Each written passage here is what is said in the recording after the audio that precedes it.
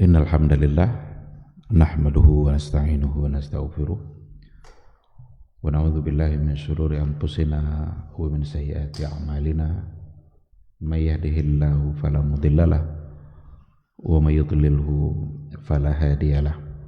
Asyhadu an la ilaha illallah wahdahu la syarikalah wa asyhadu anna Muhammadan 'abduhu wa rasuluh la nabiyya ba'da. Ikhwati fillah, kembali kita bersyukur pada Allah Subhanahu wa taala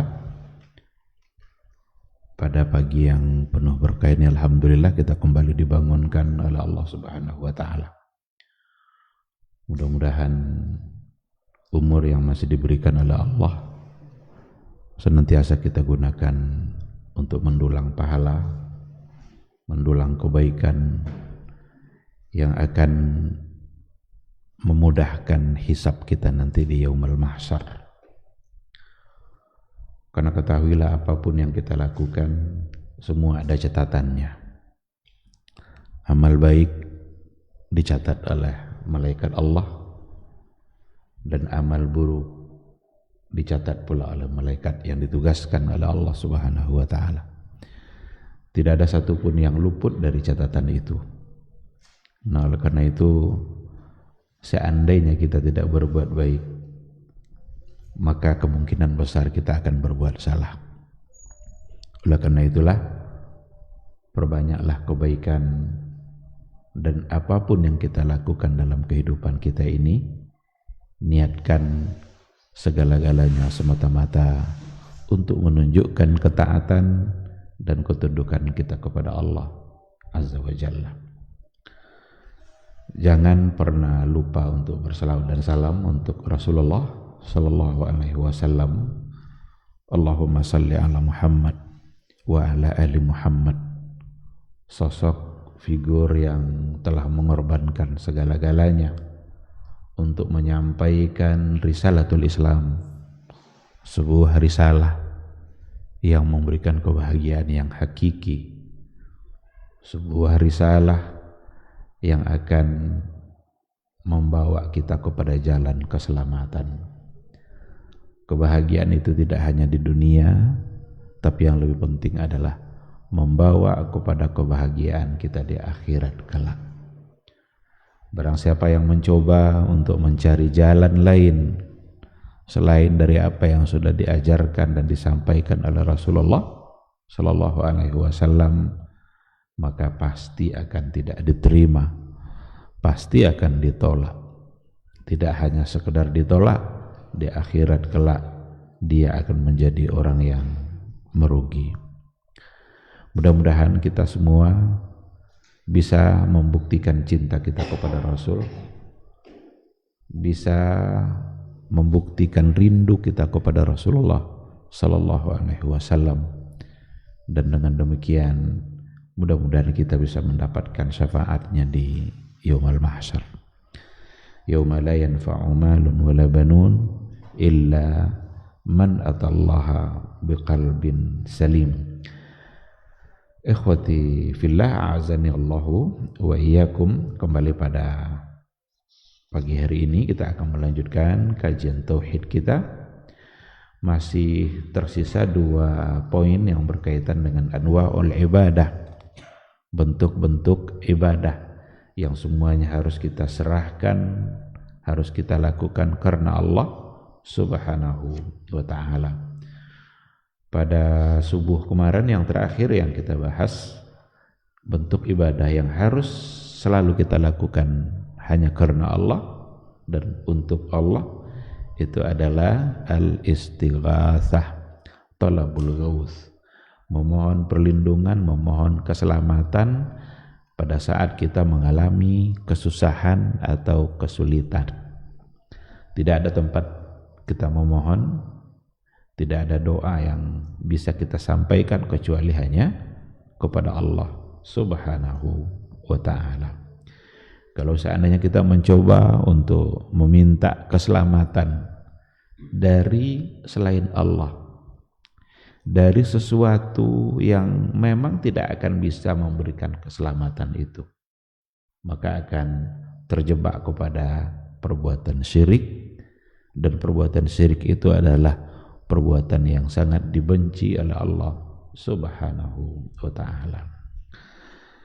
Oleh karena itu, mari sama-sama kita jaga tauhid kita jaga akidah kita agar tidak tercampur sedikit pun dengan unsur-unsur kesyirikan. Yang berikutnya yang masuk dalam kategori anwa'ul ibadah itu adalah az-zabhu. Az-zabhu itu menyembelih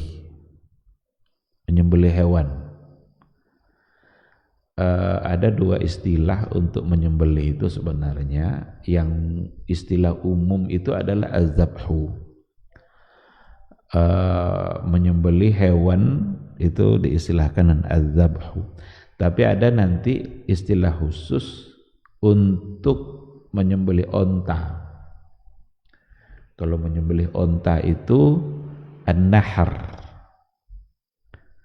Maka Yauman Nahar, kan hari haji, hari ke-10 itu disebut dengan Yauman Nahar. Kenapa disebut dengan Yauman Nahar? An-Nahar itu artinya ini nih, bagian di bawah leher ini di atas dada, itu namanya Nahar. Itu khusus istilah untuk menyembelih onta. Kenapa menyembelih onta dikhususkan istilah itu? Karena berbeda cara penyembelihan onta dengan hewan-hewan yang lain. Kambing, sapi, kerbau itu berbeda. Kalau sapi itu dibaringkan dia, digulingkan dia, dihadapkan dia ke kiblat sebagai menjaga adab, lalu kemudian disembelih. Itu yang zabah. Tapi kalau untuk onta tidak digulingkan. Onta itu biar aja dia berjalan. Yang kadang-kadang dia mungkin entah menghadap ke kiblat entah enggak dalam menjaga adabnya itu. Tapi diupayakan juga. Kemudian saat dia berdiri itu ditusuk bagian lehernya. Ditancapkan pisau itu lalu disayat. Padahal dia dalam keadaan berdiri. Maka nahar. Ini arti nahar itu. Yauman nahar, yaumal hajjil akbar. Hari di mana hari itu dimulai masa untuk menyembelih korban.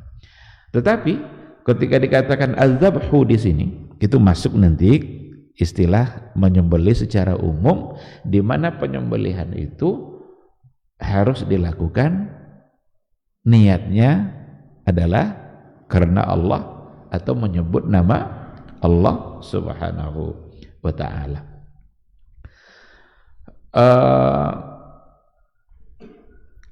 Dalilnya adalah wa dalilul dzabhi qauluhu ta'ala. Dalil yang menunjukkan bahwa az-zabhu itu sebagai sebuah ibadah yang harus kita kerjakan karena Allah, untuk Allah, adalah qauluhu ta'ala, firman Allah Subhanahu wa ta'ala, qul inna salati wa nusuki wa mahyaya wa mamati lillahi rabbil alamin. Ini ayat yang sangat masyhur, sangat terkenal, bahkan kita ulang-ulang. Inna salati wa nusuki wa mahyaya wa mamati lillahi rabbil alamin. Katakanlah, sesungguhnya salatku, wa nusuki. Nusuk di sini yang diartikan dengan sembelihanku. Jadi ada yang mengartikan sembelihan, ada juga nusuk itu yang mengartikan dengan manasik. Nusuk, manasik. Jadi ibadah haji berarti salatku, hajiku, atau manasik ketentuan ibadah secara umum. Tapi ada yang mengartikan az-zabah, sembelihan. Jadi salatku, sembelihanku, wa mahyaya wa mamati, bahkan hidupku dan matiku, lillahi rabbil alamin, hanyalah untuk Allah Rabb sekalian alam. Ini dari ayat. Jadi nampak oleh kita dari ayat ini langsung dikatakan qul, katakanlah. Ini tentu saja perintah dari Allah Subhanahu wa taala. Qul, katakanlah wahai Muhammad, inna salati. Tetapi ayat itu maknanya akan berlaku secara umum. Karena yang menjadi ibrah dalam ayat itu bukanlah kepada siapa ayat itu diturunkan, tetapi yang dilihat adalah keumuman makna yang ada pada ayat. Al-ibratu bi umumil lafzi la bi khususi as-sabab. Kan banyak ayat kadang yang dipanggil adalah nabi, ya ayyuhan nabi qul li azwajika wa banatika, perintah kepada nabi agar sampaikan kepada istrimu, anakmu agar menutup aurat. Tetapi apakah perintah menutup aurat hanya untuk istri Nabi? Tentu tidak. Berlaku bagi semua umat Islam. Jadi qul, katakan, inna salati wa nusuki, salatku, sembelihanku. Kalau kita mengerjakan ibadah salat, kita kerjakan karena Allah Subhanahu wa taala. Kalau seandainya kita melakukan sembelihan apa saja hewannya, apakah onta, apakah sapi, apakah kambing, apakah kita untuk ibadah kurban, apakah untuk ibadah akikah, dan ibadah-ibadah yang lainnya. Nazar, karena ada orang bernazar untuk berkurban. Nanti setelah ini ada nazar nanti. akan kita bahas. Jadi semua bentuk sembelihan itu haruslah lillahi rabbil alamin, semata-mata untuk Allah Subhanahu wa taala. Bahkan sesuatu yang diharamkan itu adalah apabila disembelih dengan tidak menyebut nama Allah Subhanahu wa taala. Wa minas sunnah, sebagaimana yang terdapat di dalam sunnah juga, la'anallahu man dzabaha li ghairillah. La'anallah, Allah melaknat man dzabaha li ghairillah, siapa yang menyembelih li ghairillah, untuk selain Allah. Laknat itu at-tard minan ni'mah, dijauhkan dia dari nikmat.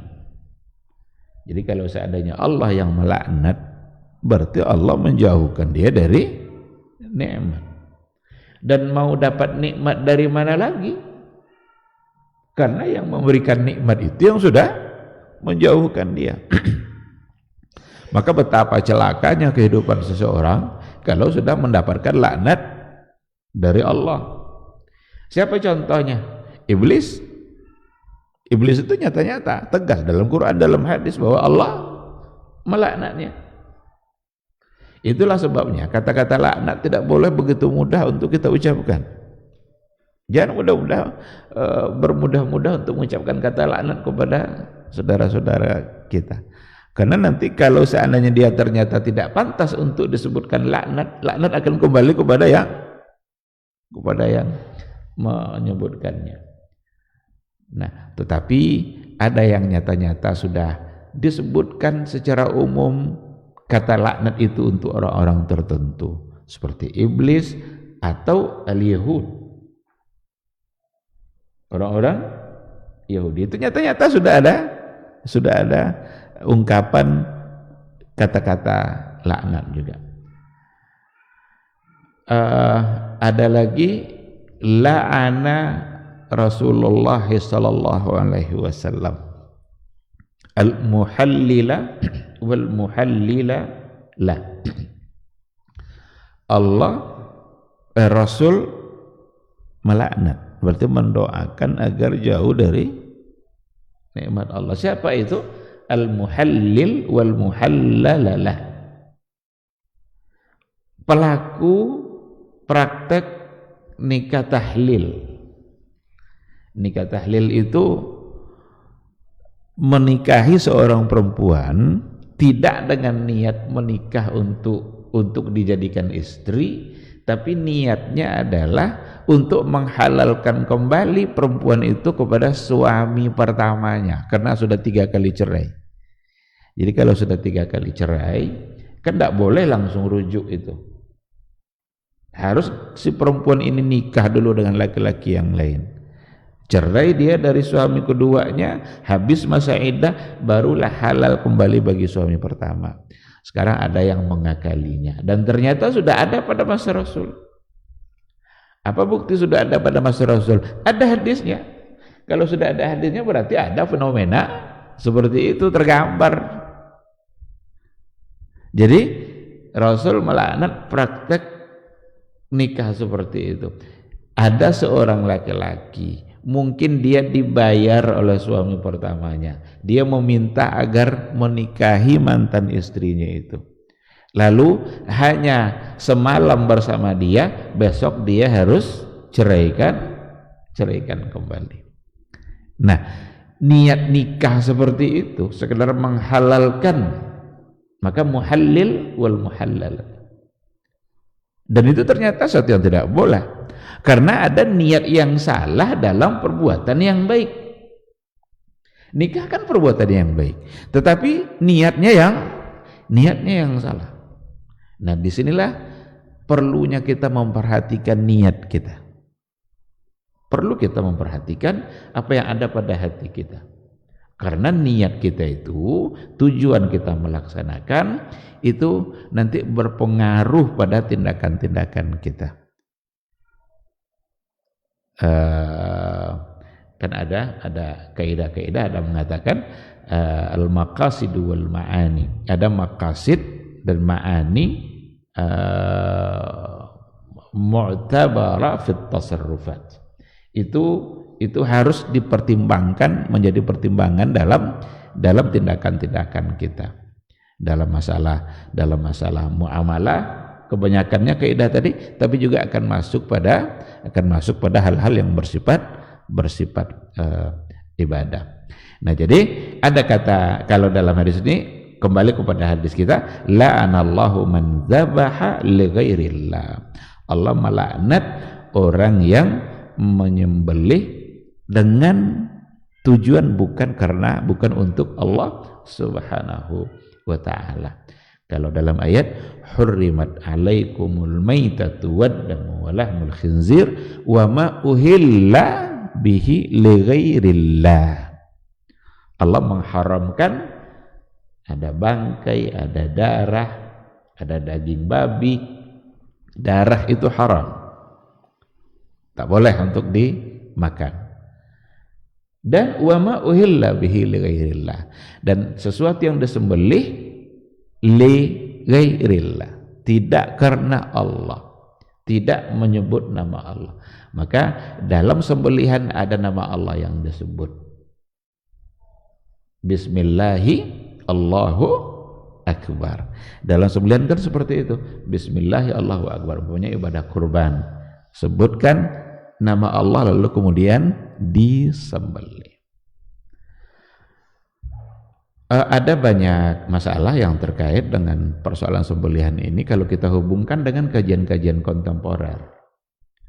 Bagaimana kalau seandainya sembelihan pakai mesin,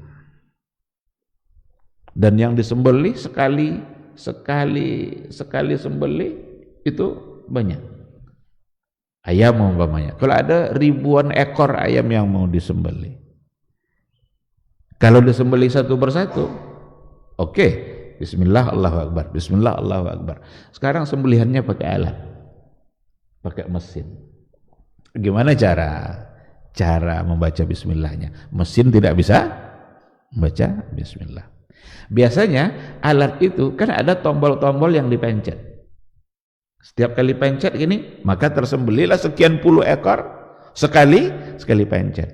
Maka kata ulama kontemporer, setiap kali ia pencet tombol itu baca bismillah. Bawahnya Bismillah Allahu Akbar. Lalu alat tadi nanti yang kalau pencet lagi untuk yang kedua, baca lagi Bismillah Allahu Akbar.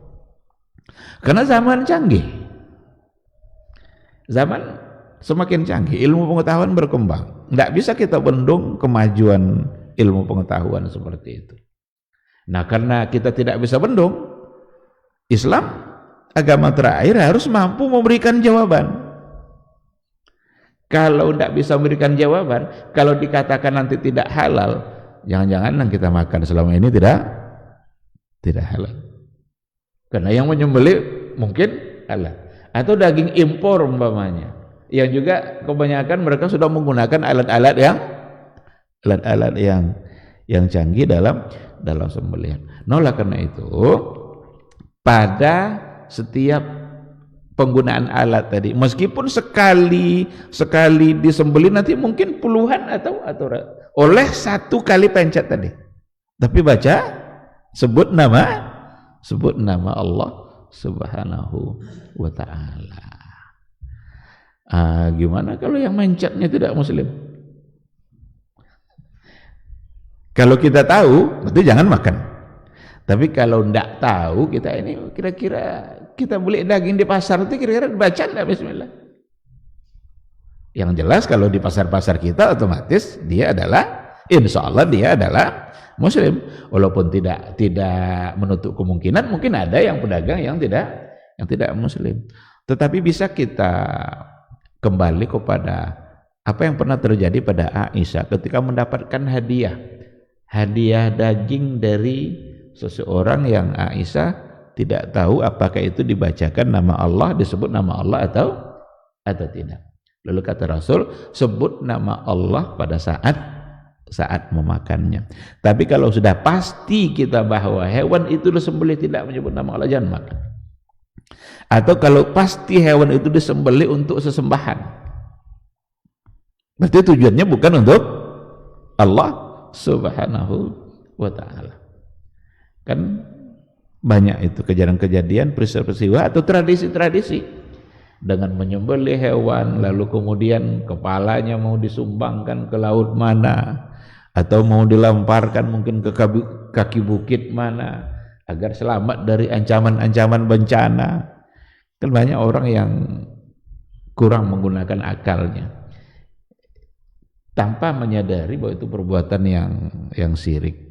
Kalau dikasih tahu kadang tidak pula mau dikasih tahu, tidak pula mau meyakini kalau itu adalah syirik dan alasan itu sebuah tradisi atau kearifan lokal. Jangan sampai kearifan lokal merusak agama kita. Mau kearifan lokal mau apa, asal itu syirik, sebagai umat Islam maka wajib untuk meninggalkan. Kecuali kalau yang melakukan tidak muslim, itu tidak ada urusan kita, karena dia sendiri tidak percaya sama Allah. Tapi ketika ada satu komunitas dan mereka muslim lalu melakukan praktek seperti itu, maka perlu untuk diberitahukan bahwa itu perbuatan yang salah. Karena dzabhu itu hanyalah lillah, menyembelih itu hanyalah untuk Allah Subhanahu wa ta'ala. Ikhwati fillah, itu dari hadis yang sebelumnya tadi dari ayat. Jadi nampak oleh kita bahwa menyembelih itu sebagai sebuah ibadah. Kalau sebagai sebuah ibadah berarti sesuatu yang dicintai oleh Allah Subhanahu wa ta'ala untuk kita lakukan. Dan sesuatu yang dicintai oleh Allah untuk kita lakukan, maka lakukanlah hanya karena Allah Subhanahu wa ta'ala. Sangat tidak pantas kalau seandainya hewan itu disembelih bukan atas nama Allah. Kenapa tidak pantas? Yang memberi nyawa hewan itu siapa? Allah. Kalau hewan itu makan rumput, yang menumbuhkan rumput siapa? Allah. Kalau hewan itu haus, minum dia, ada air yang diminumnya. Air siapa yang memberikan? Allah. Turun dari langit, minumlah hewan-hewan itu. Kalau tidak diturunkan Allah air itu dari langit, hewan itu musnah itu. Kan dulu pernah terjadi kan Nabi sedang berkhutbah itu, ya Rasulullah, dah banyak mati kambing kami ya Rasulullah, hujan tidak turun-turun. Tolong doakan agar hujan turun. Doa Nabi turun hujan. Jadi semuanya datang dari Allah, nyawanya, makannya, minumnya. Sekarang disembelih dia atas nama selain dia. Pantas nggak? Nggak pantas. Maka Allah akan menjadi murka karena sesuatu yang hanya pantas diberikan kepada dia, tetapi diberikan kepada yang lain yang sama sekali tidak punya andil pada kehidupan hewan yang disembelih. Nah, itu sebabnya kenapa kita harus menyembelih atas nama Allah dan menyembelih itu sebagai sebuah ibadah. Jadi menyembelih itu iraqatud dab itu sebagai ibadah. Kurban umpamanya. Yang menjadi kurban itu, yang menjadi ibadah itu menumpahkan darah itu atas nama Allah. Itu yang ibadah. Maka kalau seandainya ada usulan umpamanya begini, bagaimana kalau hewan kurban itu tidak disembelih, tapi harganya aja yang dibagi-bagi? Oh, ini masyarakat nih banyak yang tidak suka kambing umpamanya. Anda usah kambing itu disembelih, tapi uangnya dibagi-bagi. Boleh enggak? Tidak boleh, tidak menyembelih namanya, membagi-bagi uang tidak menyembelih. Sekarang akikah umpamanya, akikah kan kambing. Rasul bilang harus pakai kambing, karena itu selamanya yang dilakukan. Kalau sudah ditetapkan jenisnya oleh Rasul, itu yang harus kita taati. Bolehkah ayam? Tidak boleh. Beli ayam sejumlah harga kambing, boleh enggak? Tidak bisa. Karena kata Rasul kambing. Sekarang enggak, kambing itu yang disembelih, tapi uang seharga kambing itu dibagi-bagikan di hari akikah. Ini enggak ada kambing nih, enggak ada kambing yang mau dibagi-bagi, cuma uang aja dibagi-bagi. Sudah disebut akikah belum? Belum, karena yang akikahnya itu adalah menyembelih. Tetapi memberikan uang untuk dimanfaatkan orang lain itu baik. Cuma tidak akan disebut sebagai akikah, tidak akan disebut sebagai korban nanti. Nah, jadi az-zabhu itu sebagai sebuah ibadah. Kalau dia ibadah, berarti ada tata cara yang diajarkan, ada hal-hal yang apa namanya, yang sudah diatur oleh Rasulullah SAW, bagaimana menyembelihnya, apa kemudian adab-adab yang perlu untuk dipatuhi. Nah, ini untuk poin az-zabhu. Di sini diberikan diberikan beberapa penjelasan. Meskipun demikian, nanti ada tujuan-tujuan orang untuk menyembelih. Tujuan itu dibolehkan dengan tetap menyebut nama Allah. Ada nanti meskipun orang sebut nanti nama Allah, Bismillahi Allahu Akbar, tapi tujuannya untuk sesuatu yang syirik umpamanya, tidak bisa. Tujuannya untuk seperti yang tadi itu, sesajian, sesembahan, walaupun dengan menyebut nama Allah, tapi ada tujuan-tujuan. Apa contohnya? Nah, di sini disebutkan beberapa bentuk. Yang pertama, penyembelihan yang dilakukan sebagai ibadah yang ditujukan untuk mengagungkan sesuatu atau untuk merendahkan diri kita dan mendekatkan diri kita kepada sesuatu itu. Ini yang semata-mata harus untuk Allah Subhanahu wa ta'ala. Tidak boleh, karena kita mengagungkan dan merendahkan diri kita pada saat yang sama. Maka ketika kita menyembelih, yang kita agungkan adalah Allah Subhanahu wa ta'ala. Kalau kita nanti mengagungkan yang lain, mengagungkan makhluk gaib, kemudian takut kita kepada ancaman-ancaman makhluk lain itu, maka itu kita sembelih, kita hadiahkan nanti kepalanya, atau kita dagingnya kita lemparkan ke pantai mana, itu akan menjadi sebuah kesalahan. Itu tujuan. Dalilnya yang tadi itu, qul inna salati wa nusuki wa mahyaya wa mamati lillahi rabbil alamin la syarikalah. Jadi penekanan ada pada kata la syarikalah, setelah Allah juga menyebutkan lillahi rabbil alamin. Lillah la syarikalah. Berarti semata-mata untuk Allah, tidak ada satu bentuk syirik dan penserikatan apapun. Baik dalam sholat kita maupun dalam sembelihan, bahkan hidup dan mati kita secara keseluruhan hanyalah untuk Allah. Hidup dan mati ini apa maksudnya? Dalam kehidupan kita ada banyak hal yang kita lakukan. Maka apapun yang kita lakukan itu semuanya harus lillah. Apapun yang kita lakukan, mungkin untuk urusan-urusan dunia kita, mungkin dalam pekerjaan-pekerjaan keseharian kita, agar semua apa yang kita lakukan itu bisa menjadi baik, maka semuanya harus kita lakukan lillahi rabbil alamin. Seorang suami pagi-pagi berangkat untuk bekerja mencari nafkah, lillahi rabbil alamin. Niatkan itu karena Allah Subhanahu wa taala. Bahkan mati kita hanya kita serahkan kepada Allah Subhanahu wa taala. Itu yang pertama. Yang kedua, penyembelihan yang dilaksanakan sebagai tujuan untuk memuliakan tamu. Nah, ini tidak ada masalah karena agama memang menyuruh kita untuk memuliakan tamu. Sebut nama Allah, bismillah ya Allahu akbar, tapi tujuannya adalah untuk memuliakan tamu. Dalam hadis dikatakan, man kana yu'minu billahi wal yaumil akhir falyukrim dhaifahu.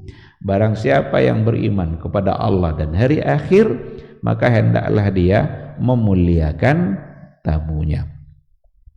Dulu Nabi Ibrahim kan dalam Al-Quran itu diceritakan ketika dia didatangi oleh tamu dan ternyata tamu itu adalah malaikat.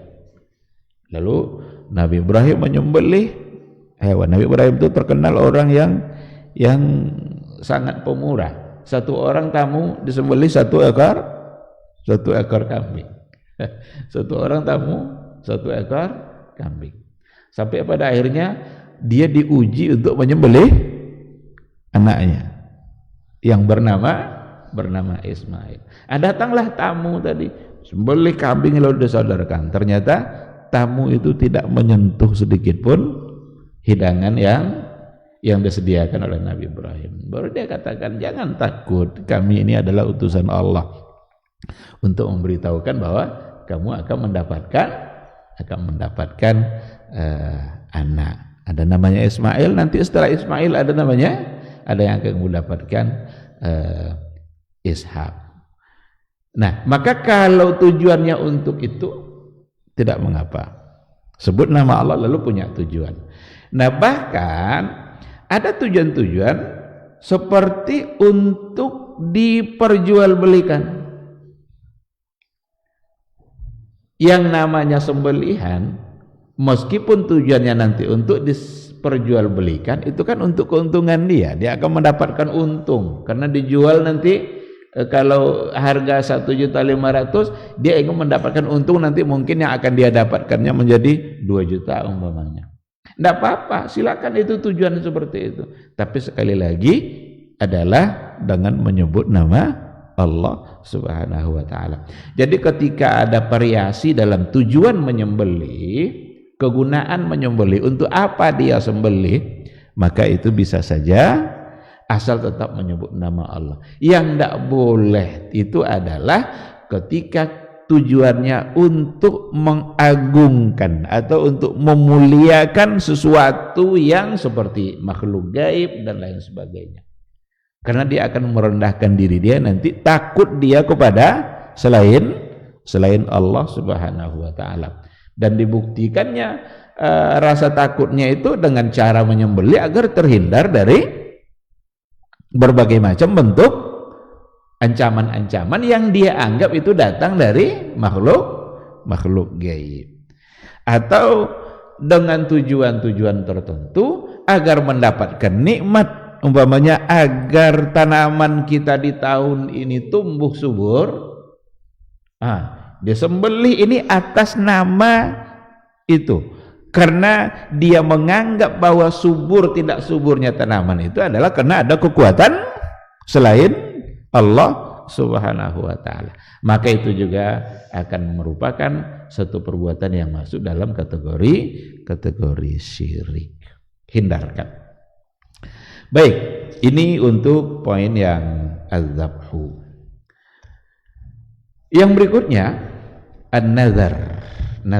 Bernazar. Nazar itu janji, berjanji untuk melakukan sesuatu. Nazar itu juga menjadi sebuah ibadah yang harus dilakukan karena Allah Subhanahu wa ta'ala, yang harus dilakukan untuk Allah Subhanahu wa ta'ala karena dia adalah ibadah. Dikatakan oleh muallif, wa dalilun nazri, dalil yang menunjukkan bahwa nazar itu harus memang dilakukan karena Allah, qauluhu ta'ala, yufuna bin nazri wa yakhafuna yawman kana syarruhu mustatira.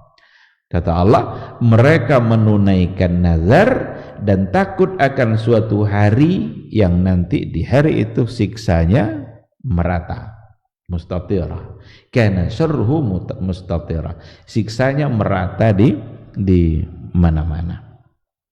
Berarti di sini nazar sebagai sebuah ibadah karena yang menyuruh untuk menunaikan nazar itu adalah Allah Subhanahu wa ta'ala. Ini nanti kata nazar, janji, itu dalam penjelasannya oleh para ulama itu bisa ada pada dua hal. Yang pertama, berjanji untuk melakukan kewajiban. Berjanji untuk melakukan kewajiban. Ini sebenarnya tidak perlu disebut nazar sebenarnya. Tetapi istilah nazar di dalam nas-nas yang ada itu bisa masuk ke situ. Wa yufuna bin nazri. Karena bukankah kita sudah berjanji kepada Allah bahwa kita akan menjadi orang yang taat, orang yang mengikuti perintahnya.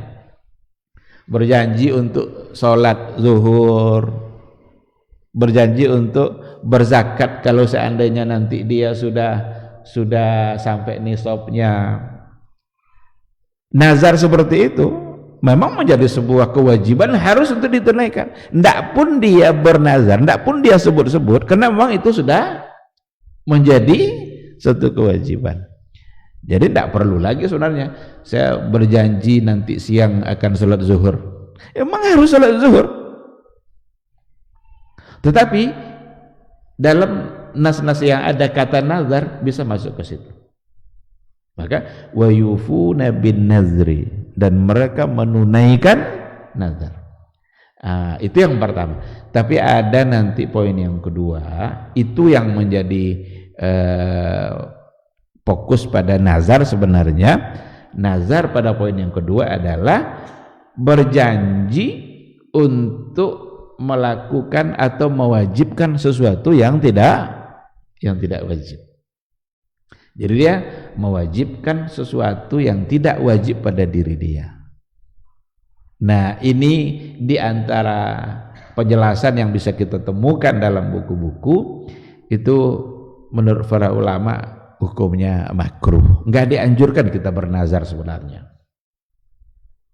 Enggak dianjurkan kita bernazar. Kenapa? Dalam hadis dikatakan oleh Rasulullah sallallahu alaihi wasallam, innahu la ya'ti bi khair. Nazar itu tidak mendatangkan kebaikan apapun. Wa innama yastakhriju bihi minal bakhil. Dan nazar itu hanya datang dari orang-orang bakhil, orang-orang pelit. Jadi contoh nazar itu begini, ya Allah, kalau sehat orang tua saya,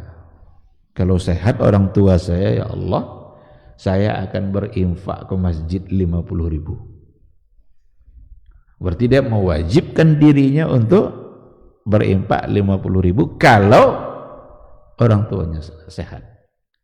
Kata Rasul, innahu la ya'ti bi khair. Nazar itu tidak mendatangkan kebaikan apapun. Enggak. Kalau nanti sehat orang tuanya, apakah sehat orang tuanya kena nazar itu? Nah. Wa inna ma yastakhriju bihi minal bakhil. Hanya saja nazar itu ciri-ciri beribadahnya orang bakhil, orang pelit. Kalau nanti tidak sehat-sehat orang tuanya, ini yang 50.000 ini tidak keluar-keluar nih. Itu bukti bahwa dia pelit.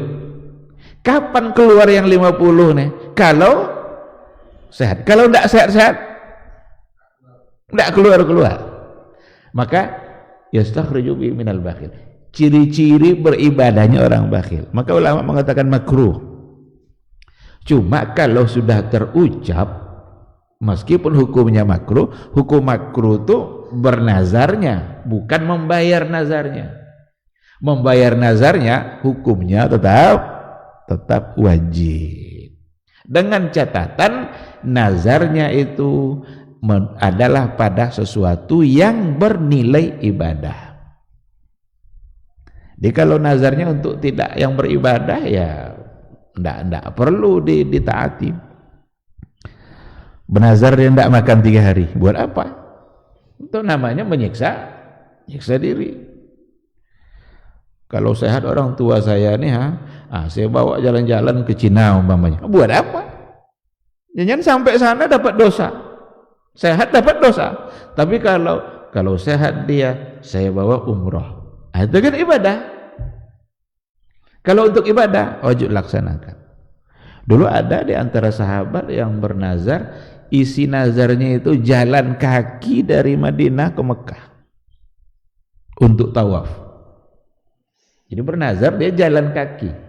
Kata Rasul, kamu pergilah tawaf ke Mekah tuh, tapi jangan jalan kaki. Kalau ada kendaraan ngapain jalan kaki? Berarti mempersulit diri. Nah, jadi pada poin yang kedua ini, bernazar untuk sesuatu yang ibadah-ibadah yang memang tidak wajib pada dia, mewajibkan sesuatu yang tidak wajib. Apa hukum mengerjakannya? Harus, karena sudah berjanji atas nama Allah. Maka dalam hadis, man nazara ayyuti Allah falyuti'hu. Barang siapa yang bernazar untuk mentaati Allah, hendaklah ia mentaatinya. Jadi barang siapa yang bernazar yang tujuannya untuk mentaati Allah, maka taatilah, laksanakanlah nazar itu. Harus dilaksanakan. Nah, tetapi sekali lagi dari segi hukum makruh. Bahkan dikatakan ada di antara ulama yang mengatakan haram. Karena ciri-ciri beribadahnya orang-orang pelit. Baru dia mau ngajak kawannya, mentraktir kawannya makan, kalau kawannya itu sudah mentraktir dia pula. Berarti kan itu logikanya tadi. Baru dia, ya Allah, kalau seandainya saya lulus tepat waktu, maka saya akan beri makan fakir miskin. Ternyata lewat waktu. Udah sampai waktu harusnya lulus tapi belum juga. Berarti kan tidak jadi nih, tidak jadi keluar nih. Memberi makan fakir miskin ini kan tidak jadi. Baru dia berbuat baik ketika Allah berbuat baik pada dia. Padahal berbuat baiknya Allah pada dia tidak ditentukan oleh nazar tadi itu. Tidak pun dia bernazar, ketentuan takdirnya sudah ada, ditetapkan oleh Allah Subhanahu wa Ta'ala. Oleh karena itu, yang lebih baik sebenarnya bukan nazar. Bukan nazar. Buat dulu kebaikan itu, tunjukkan ketaatan kita dulu kepada Allah, setelah itu baru berdoa kepada Allah Subhanahu wa Ta'ala. Kasih dulu makan anak yatim tuh, kasih dia makan, lalu minta mereka mendoakan orang tua kita yang sakit. Siapa tahu doa di antara mereka yang ternyata yang didengarkan dan dikabulkan oleh Allah Subhanahu wa Ta'ala. Jadi kita yang mendahului untuk menunjukkan ketaatan, baru kita meminta. Tidak kita meminta dulu, lalu kita balas dengan ketaatan. Nah, ini yang wa innama yastakhriju bihim minal bakhil.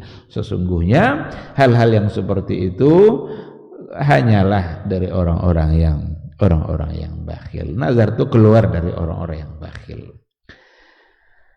Baik, ikhwati fillah, ini mungkin yang mengakhiri pada bagian yang pertama, karena kan al-usulus salasa ada 3 landasan utama, ada 3 hal pokok.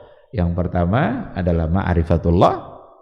Ini yang bagian akhir dari pembahasan terkait dengan ma'rifatullah, mengenal Allah.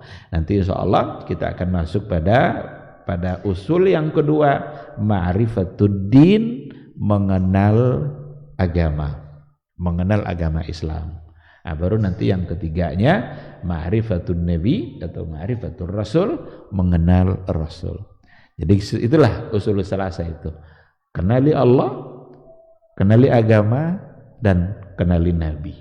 Ini 3 pondasi utama. Kalau ini yang sudah kita pahami, insya Allah kita akan berada di atas agama Allah Subhanahu wa ta'ala secara baik dan sempurna.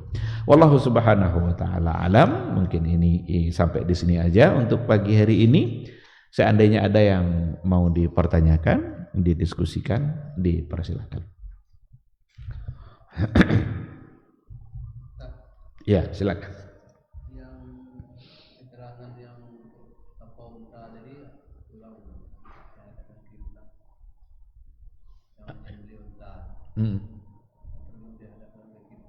Bukan tidak perlu, sebenarnya bukan tidak perlu. Cuma karena dia dalam keadaan berdiri, kadang dia jalan, sulit untuk menjaga. Kalau kita lihat pada penyembelihan di musim haji itu, di mazbah itu, kan ada tempat penyembelihan yang ada di Mina, itu digiring ke sudah ada tempatnya. Digiring kira-kira bisa sampai 6 atau 7 ekor onta. Digiring masuk ke tempat itu. Terjamin tidak oleh kita 10 ini semua menghadap ke kiblat? Kan tidak kan? Ada yang menghadap ke sana, ada yang menghadap ke sini. Karena dia berada di satu tempat. Kalau mereka nanti sudah berkumpul di tempat itu, dia tidak bisa lari lagi karena sudah dibatasi, sudah ada pagarnya. Nah, ketika itulah yang menyembelih tadi masuk, lalu kemudian diintainya dari sisi ini. Tusuk sayap. Udah, nanti dia akan jatuh sendiri. Nanti yang satu lagi tusuk sayap. Dia nanti akan jatuh sendiri. Jadi saya pernah nengok secara langsung, ada yang sini lalu sayap, ada yang dari sini lalu kemudian diginikan. Nah, maka di situ akan terasa sulit untuk menjaga persis menghadap ke kiblat tadi. Maka tidak terlalu menjadi pertimbangan, tapi dalam adab, karena juga bukan sesuatu yang wajib kan, tapi ada pada adab. Beda nanti ketika kita menyembelih sapi sudah diikat-ikat, kita sudah punya kemampuan untuk menghadapkannya ke kiblat. Nah, gitu. Allah subhanahu wa ta'ala alam. Ya. Assalamualaikum warahmatullahi.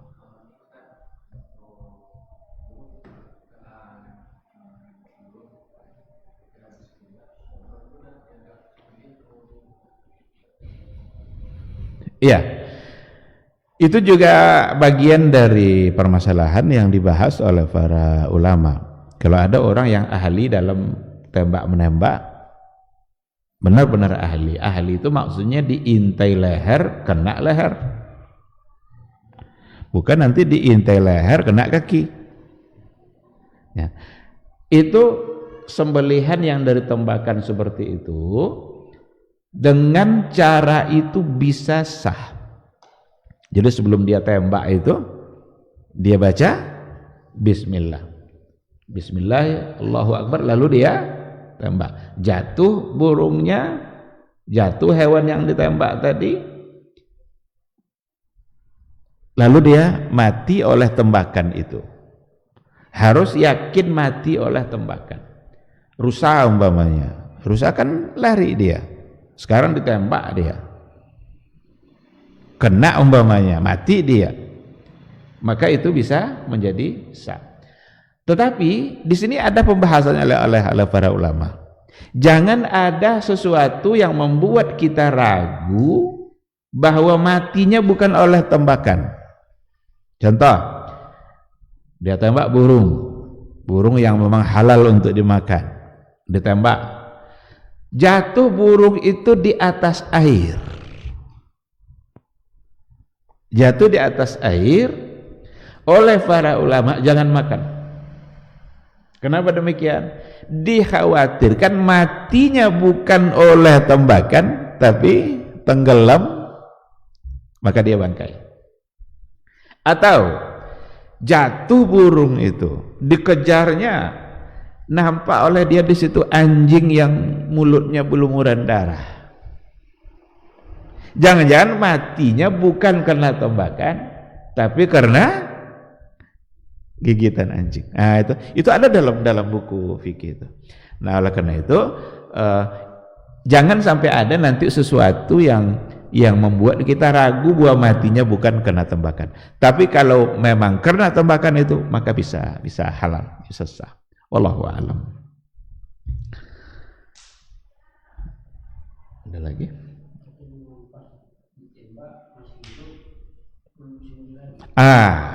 Bagus pertanyaannya. Kalau ditembak, ditemukan masih hidup, disembelih.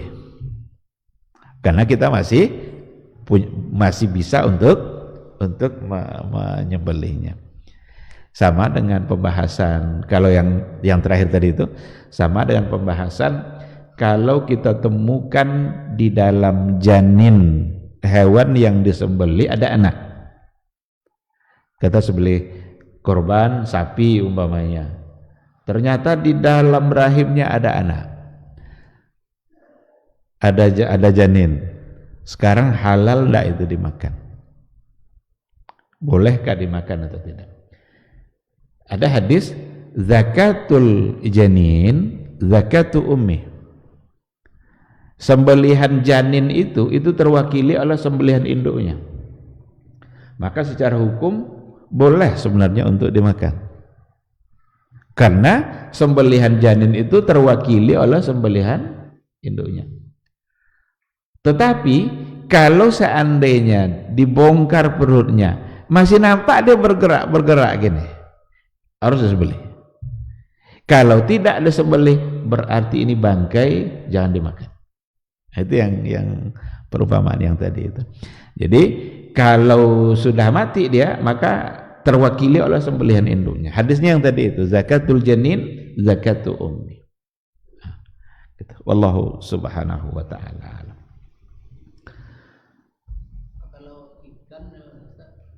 Kalau ikan tidak perlu disembelih. Ikan, bahkan kan ada hadis kan, ada di antara yang halal langsung yang halal tanpa disembelih, ikan dan belalang. Ikan dan belalang. Jadi dapat belalang disembelih enggak? Ikan nanti ikan pas di pasar karena masih hidup dia dalam air, sampai di rumah dia sudah mati kan? Nah, jangan dibuang. Itu boleh dimakan karena ikan memang tidak perlu untuk disembelih. Wallahu a'lam. Baik, saya kira itu. Kalau tidak ada lagi yang mau dipertanyakan, kita cukupkan sampai di sini. Mudah-mudahan majelis kita diridhai oleh Allah Subhanahu wa taala, dan mudah-mudahan kita semua selalu diberikan kesehatan dan semangat untuk menuntut ilmu serta semangat untuk mengamalkan ilmu yang kita dapatkan. Amin amin ya rabbal alamin. Subhanakallahumma wa bihamdika asyhadu an la ilaha illa anta astaghfiruka wa atubu ilaik. Wassalamualaikum warahmatullahi wabarakatuh.